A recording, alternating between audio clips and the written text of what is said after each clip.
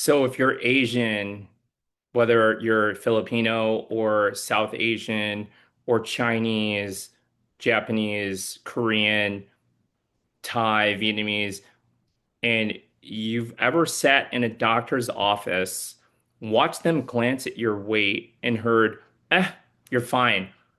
While in the back of your head, you're thinking, then why is my A1C creeping up? Why does my dad have it? My Lola, my grandma have it? Or like, why do my aunties and or uncles all have it and are on insulin? Okay. This video is for you. All right. Because here's the truth nobody handed to you. You can look completely healthy on the outside and still be metabolically at risk on the inside. And you're not imagining it. And I'm going to show you exactly why the standard chart keeps missing folks who look just like you and like me. And so, quick intro for those who don't know me. I'm Dr. Jonar 𝐑𝐞𝐯𝐬𝐬. I'm a board certified physician, diabetes reversal coach, and former pre-diabetic myself. And I'm Filipino American. So this isn't just theory for me, all right? This is my family, this is my community, and this is my own body story. And here's what I see all the time. Okay. You don't look overweight. Maybe your BMI even says you're in range, but your family history is heavy. Your fasting glucose number are like climbing, and your A1C is sitting in that pre-diabetes zone. And what do they tell you? Just watch it. But nobody tells you why your risk is different. So watch it quietly turns into watch it get worse. And you're left feeling like you did something wrong when really you were just measured by the wrong ruler. So today I'm going to walk you through 5 things that explain this hidden risk. Okay, let's get into it. So, number one, the BMI chart can call you fine while your metabolism is over there waving its arm asking for help. So you got to look at this. BMI is a crude tool, okay? It's just your height and your weight and a little formula. That's it. That number doesn't tell you where exactly your fat is stored. It doesn't tell you how much muscle you've got. It tells you nothing about whether your insulin resistance and your insulin is actually working, okay? And here's the kicker for us. Asian bodies tend to develop insulin resistance at lower weights than the standard chart expects. All right. The World Health Organization literally recommends lowering the BMI cutoff for Asian populations because of this. And the thing is, a lot of American and Canadian clinics, they still haven't caught up to this. And so what I do is I tell the folks I'm working with, it's like taking your Asian car into a European auto mechanic. He's a good mechanic. He's really smart, but he's reading the wrong manual for the wrong engine. And the diagnostics he's running were calibrated for a completely different car. So of course he's going to keep telling you everything looks fine.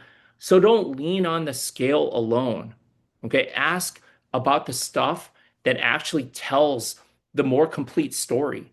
Your A1C trends, fasting glucose, fasting insulin, your waist measurement, your triglycerides, your HDL, your LDL, your family history, so on and so forth. But honestly, like the number on the scale isn't even the real issue here. The real issue is where is the fat hiding? Okay. And this leads us to number two. You can be thin on the outside and metabolically overloaded on the inside. There's actually a name for this. It's TOFI.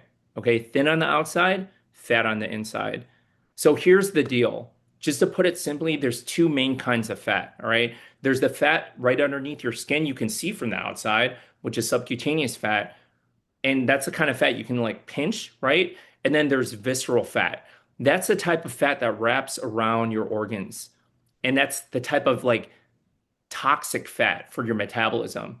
And that's deep, deep, and you can't see it from the naked eye. And that visceral fat, though, like I said, was is toxic. It's way more metabolically active, way more inflammatory, and it's tied very tightly to insulin resistance. And we Asians, we tend to store more of that visceral fat faster, even at lower body weight. So the mirror doesn't always show that. Okay, the scale doesn't even show that. But your blood sugar, your triglycerides, your liver, they do show it. All right, picture two suitcases, okay? Both weigh exactly the same on the scale. One's packed very neatly and tight, flat. The other one's stuffed with bricks, crammed around the edges. And from the outside, same weight. But what's on the inside? Totally two different stories, okay? And that's 𝐾𝐽. And I bet this lands for some of you because you've seen it in your own family. Somebody who's never looked, for example, big a day in their life, and they still ended up with diabetes or like fatty liver or high blood pressure. It was never about how they looked. Okay. So check in with yourself. Is your waist creeping up while your weight stays the same? Do you, for example, crash and get sleepy after a rice heavy meal or have a strong family history even though nobody looked overweight? Those are signals worth paying attention to. All right.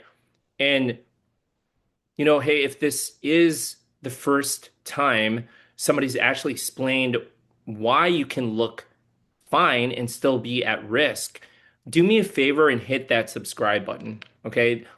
This channel, my channel, is where we talk about diabetes reversal with cultural intelligence for our people, our food, our families, and zero shame. Okay, that's the whole point here. Okay, let's get back to it. Number three, and this one's close to my heart. Okay, family history is not your fate.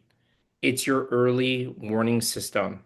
All right, if your parents have type 2 diabetes, your grandparents, your aunties, uncles, your siblings, yeah, your risk is higher, right? And I'm not going to pretend it's not, but higher risk is not the same thing as it's going to happen no matter what. All right. What it actually means is this: your margin for error is just a little smaller, and your reason to act earlier is a little bigger. All right. That's it. It means you move sooner before the standard system even sounds the alarm. And I know who's watching this. A lot of you are the cycle breakers in your family.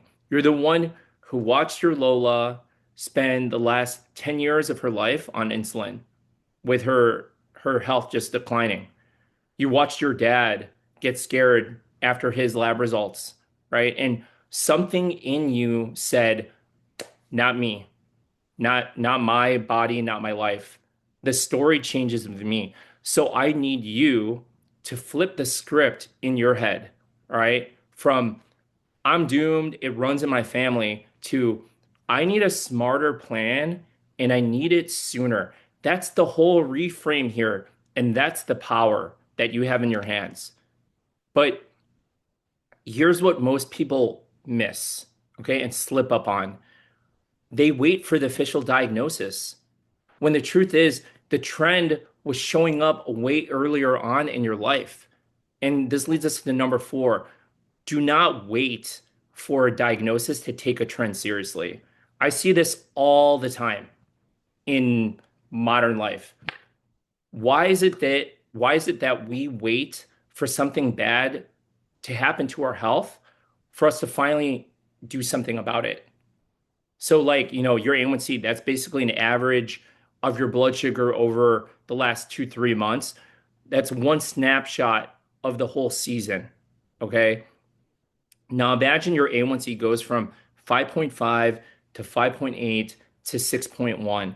And every one of those is technically still not type 2 diabetes, right? So you keep getting told, you're fine, you just watch it. But look at the direction. It's like this. That line is climbing. And if you wait until it finally crosses over 6.5 or higher to do something about it, You just slept through the easiest window you'll ever have to turn it around and turn it around quickly for yourself. And so the whole game is to act while reversal is still easy, not after the pattern's been baked in for years and years and years. I had a client, 5'4", 128 pounds, looked completely healthy, right? Her doctor reassured her for 2 years she was fine, but she was exhausted all the time, craving sweets nonstop, and strong family history. Her mom was diabetic, like in her early 50s. And we actually looked at her full metabolic picture and not just the scale. The story was totally obvious. And then in 6 months' time, her A1C dropped from 6.2 down to 5.5. And the scale, like the weighing scale, barely moved because the scale was never the real issue. So you get this now, right? So you get your actual numbers, not fine, not watch it, the real digits, okay? Line up your A1C over the years and look at the trend. Ask your doctor if checking your fasting insulin or HOMA-IR, HOMA-IR, would give you a clearer picture. That's how you stop guessing, okay? But, and hear me on this, please. None of this means you've got to abandon your culture to get healthy, okay? This brings me to number 5. And this is the one I will shout from the rooftops. You should never have to choose between your heritage and your health, okay? Because the generic advice is always the same, isn't it? Cut the rice, cut the noodles, stop with the dumplings, the roti, the congee. And for us, that's not just a diet tweak, that's asking us to walk away from the center of our table and the center of like our lives, from our childhood, from our family, from who we are. I often refer to this as like the house of carbs because for many of us, rice wasn't a side dish. It was the center of the plate and the thing your mom made you finish, right? Throwing it away felt like a sin or a crime. And saying no to a second scoop at a family party felt like rejecting somebody's love. So no wonder cutting it out cold turkey never lasts. You're white knuckling it for 2 weeks. Then, one family dinner hits and that blows up the whole thing. And then here comes the guilt. I've seen that cycle hundreds of times. Like the fear of rice and the shame spiral that comes with it. That's often what actually keeps people stuck. It's not the rice itself. And there's a better way.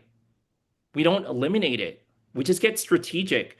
Fiber and veggies first, then protein, and then the rice or whatever processed carbs you want to eat. Reasonably portioned. Okay, that's why I said strategy. A walk after the meal, more muscle on your frame, better sleep, better stress management tools that actually fit and work for your real life, work for your busy, family-filled life. Same family meal, same rice on the table, totally different responses in your body just by changing the order and the strategy around it. So here's where you start, okay? The very next family meal, don't make the rice the thing that you reach for first. Build the sequence, okay? Take the walk after and just notice how your body responds, how your blood sugar responds. And that's it. That's the first step. And, I never leave you with just theory, okay? Here's practical tips to start tonight. 4 things. All right. Number 1, dig up your last 3 hemoglobin A1C results and write them down in order. Look at that line. Is it climbing? Because if it is, we got to do something about it. All right. Number 2, measure your waist circumference.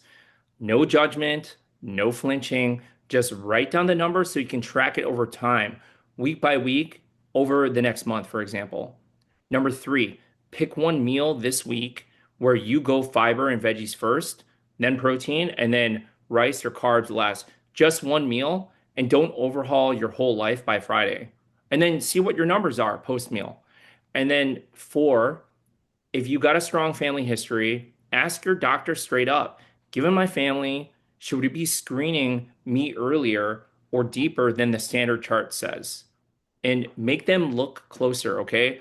That's how you turn vague late night worry into real data you can actually act on, all right? Before anybody slaps a label on you, all right?